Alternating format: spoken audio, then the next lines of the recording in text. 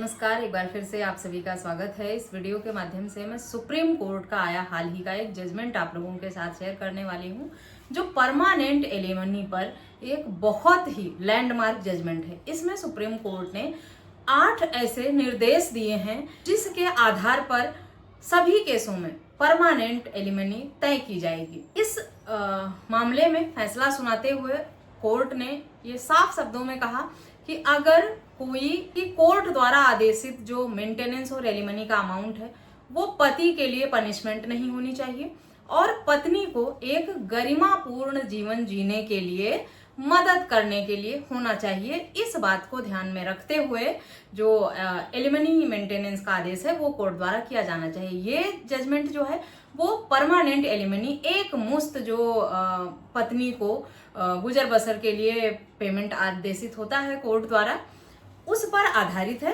जिसमें 8 ऐसे points court ने दिए हैं कि जब 8 ऐसे पॉइंट्स निर्देशित किए हैं सुप्रीम कोर्ट में, जिसको ध्यान में रखकर अब आने वाले समय में जो भी परमानेंट एलिमनी के मामले होंगे उसी आधार पर किए जाएंगे। तो चलिए जानते हैं क्या वो पॉइंट्स हैं जो सुप्रीम कोर्ट द्वारा निर्देशित किए गए हैं। सबसे पहले तो पति और पत्नी की वित्तीय और सामाजिक स्थिति क्या है उसको देखना होगा कोर्ट को। उसके बाद पत्नी और बच्चे अगर हैं विवाह से तो उनकी उचित जरूरतें क्या हैं इस बात को देखना होगा। पत्नी और पति के रोजगार की स्थिति क्या है इस बात को ध्यान में रखना होगा।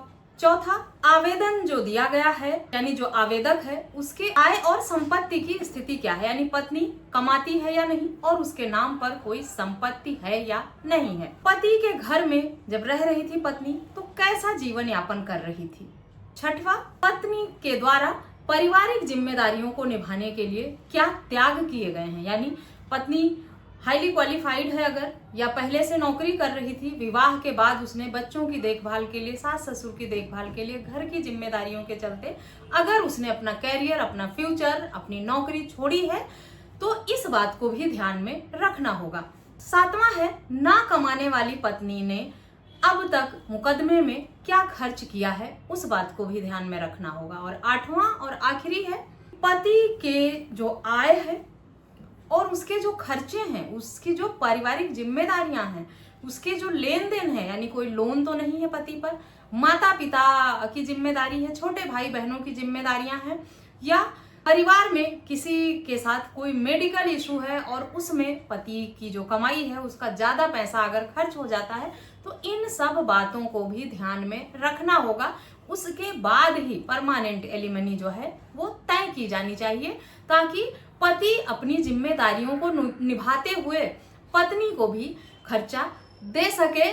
ऐसा अमाउंट आदेश ना हो जिससे पति पर बोझ पड़े, उसे पनिशमेंट मिले, या फिर ऐसा आदेश भी नहीं होना चाहिए जिसमें पत्नी अपना गुजर बसर ना कर सके या उसके बच्चों के जीवन यापन के लिए उचित राशि ना हो। इन 8 निर्देशों को ध्यान में रखते हुए ये सुप्रीम कोर्ट द्वारा दिए गए निर्देश हैं। प्रवीण कुमार जैन वर्सेस अंजू जैन मामले में ये निर्देश दिया है सुप्रीम कोर्ट ने।